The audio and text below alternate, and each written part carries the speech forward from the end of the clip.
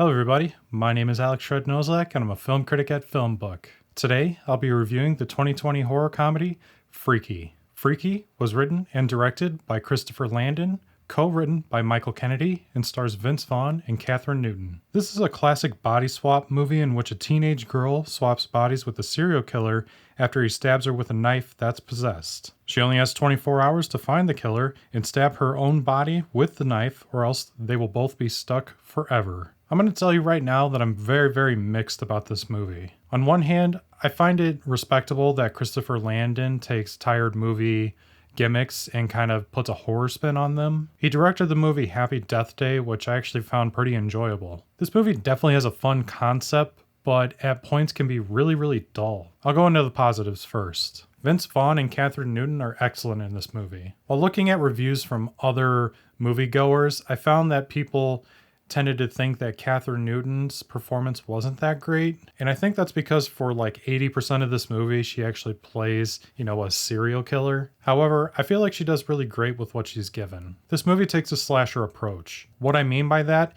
is that the killer doesn't really have much of a backstory or talk all that much. We can tell that he's just very deranged from his actions and his surroundings. I would compare the serial killer to those of like Michael Myers and Jason Voorhees. The killer's motivation is to kill, and that was fine with me. Vince Vaughn does pretty good portraying a teenage girl. It's always funny watching grown men kind of try to take on the teenage girl role. For instance, like Jack Black in the Jumanji movies. But I don't feel like it's as good as it could have been. I feel like that mostly has to do with the script and not so much his performance. He's never really able to give it 100% because of that. There is one situation that happens later in the movie that I really couldn't believe. I won't spoil it, but I'll give both Vince Vaughn and the other actor kudos for going through with it. It's very weird, to say the least. Like I said, I'm not going to say what it is, but it's very strange, but also kind of funny. The kills in this movie are also really solid. The movie actually starts off like a 80s slasher movie where it just kills off a bunch of dumb, horny teenagers. The rest of the kills are really good too. I was very surprised at the amount of gore that this movie has. They do not cut away from anything that happens, so if you do not like watching that, this is a fair warning. But for me, it was fun to watch. On to the negatives. I mentioned this briefly, but the writing in this movie is really weak in some spots. This is going to be one of those movies that's unfortunately not going to be timeless, because it really dives into the teenage culture of today as far as, things that they say or situations in general. Basically what I'm saying is that this movie is very 2020 in terms of the teenage lifestyle. I feel like this movie would have done really well in theaters if the pandemic didn't happen. This definitely would have been the perfect movie to go see if I were in high school of this year. But if you have a bunch of boomers like myself watching this movie and watching these kids and listening to what they say and just thinking to yourself, what are they saying? So what I'm getting at,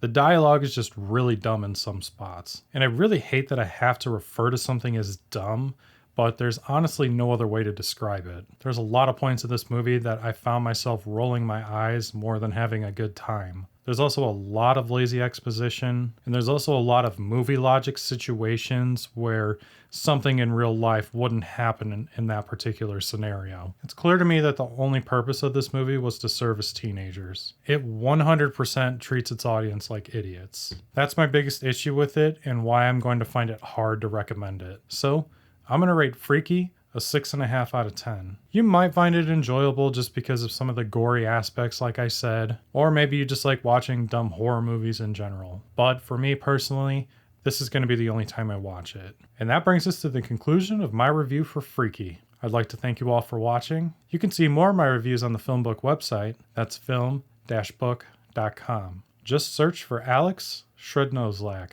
You can also see other reviews and videos I've done on my YouTube channel, link in the description. If you enjoyed this video, be sure to hit the like button, subscribe to our channel, and hit the bell icon so that we are notified as soon as new reviews are published. If you agreed or disagreed with my review, definitely leave me a comment down in the comment section below. Please also consider becoming a member on our Patreon, link also in the description. Your support helps us create more engaging content. Thank you all so much for watching, and I'll see you on the next one.